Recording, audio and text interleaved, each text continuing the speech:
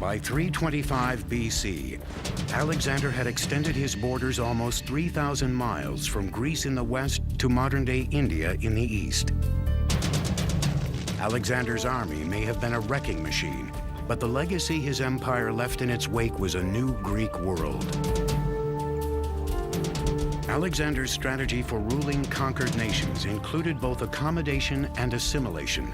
He often left soldiers behind to marry local women and act as officials in his growing empire.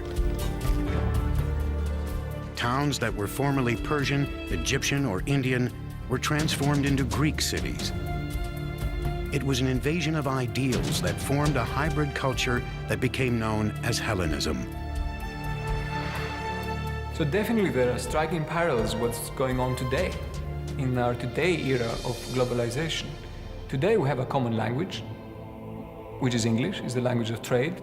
After Alexander the Great, you have people who have adopted the Greek customs and the Greek language. Hellenism was built on city life, and nowhere did this expansion of Greek domination show up more so than in city planning. Whether they were beginning a new city or reshaping an old one, as the empire grew, Alexander's engineers laid it out on a grid plan that the Greeks had used since the 5th century BC. The grid plan, which was used in these cities, was a symbol of order. Any government that could replace the traditional winding alleyways of a city with a rectilineal grid plan of streets at right angles was a government to be feared, a government to take notice of. Alexander's campaigns in Asia Minor would create a new world order. Today we call it Hellenism. If you lived in a city conquered by Alexander, you lived in a Greek city. This is an example of such a city. It's called Pergamum.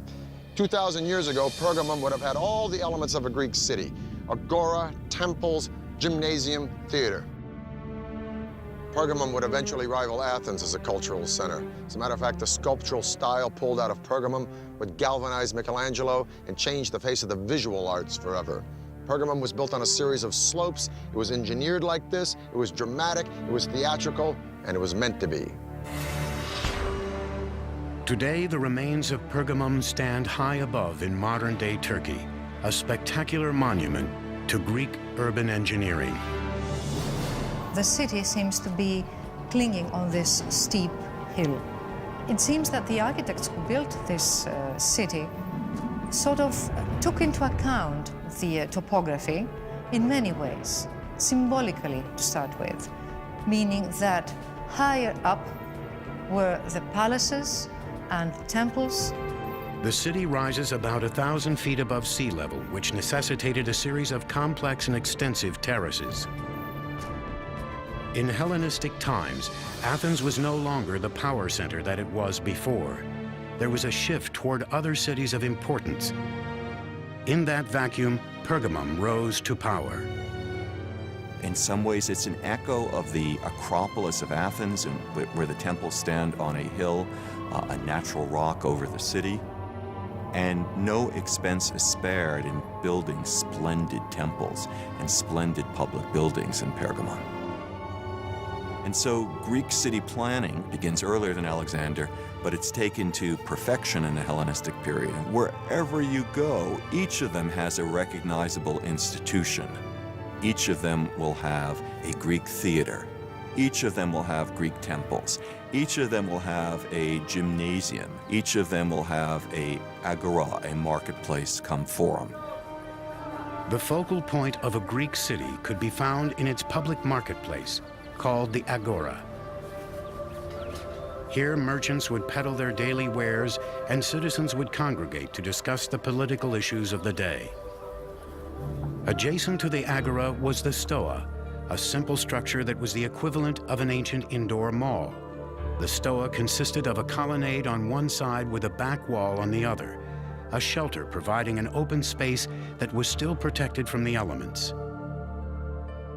The agora and the stoas were the economic, public, and political heart of the Hellenistic city, but its cultural soul lay in another engineering marvel, and was arguably the most important in Hellenistic cities: the theater. The theater is basically an Athenian invention. Drama is, above all, democratic. It develops in Athens concomitantly with the Athenian democracy. Theatre was an essential and very important aspect of the Greek outlook to the world, how they thought of themselves and how they thought of the world. And I think to many people's opinion, is one of the great legacies that the ancient Greek civilization has bestowed upon us today. Theaters in ancient Greece were not only forums of social commentary, they inspired the Romans in their building of colosseums and set the standard of stadium design for the next 2,000 years. Separate your men by tribe, by clan, such that clan may bear aid to clan and tribe to tribe. Thus spake Nestor to Agamemnon in the Iliad. And those words might have been said here, because one of the great gifts of Greek culture to the world is theater and music. This is a Greek theater at Pergamum. It is the steepest of its kind.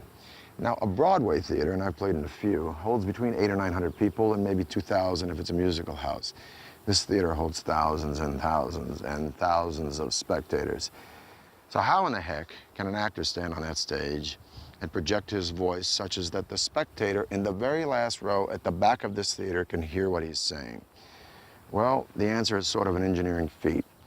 The theater, first of all, is dug out of the side of a mountain, and it doesn't need a very big substructure because the side of the mountain provides the support for these stone benches.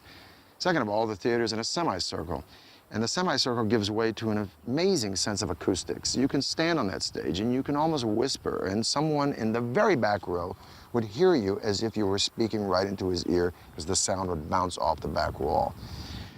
Third thing is that the actors wore masks. And these masks not only function as character, but they also function as sort of a megaphone through the lips. So these three elements combined, this theater would be a fantastic place to come and hear the Agamemnon performed by Aeschylus. I think undoubtedly the best preserved ancient Greek theater, the theater at Epidauros in the Argolid Peninsula in the Peloponnesus. Greek theaters were divided into three basic parts: the theatron, or viewing area in which the audience sat; the orchestra, or dancing area in which most of the action took place; and the skene, a timber building set behind the orchestra.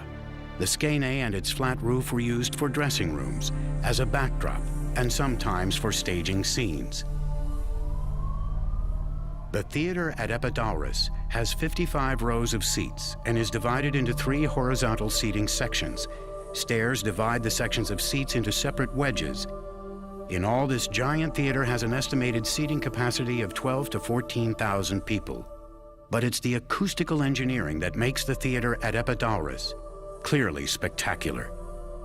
If you're sitting up in the top row, you're a long way away from the stage. And the person who's down in the orchestra or on the stage looks quite tiny. And yet, you can have a conversation with that person with only a slight elevation of your voice.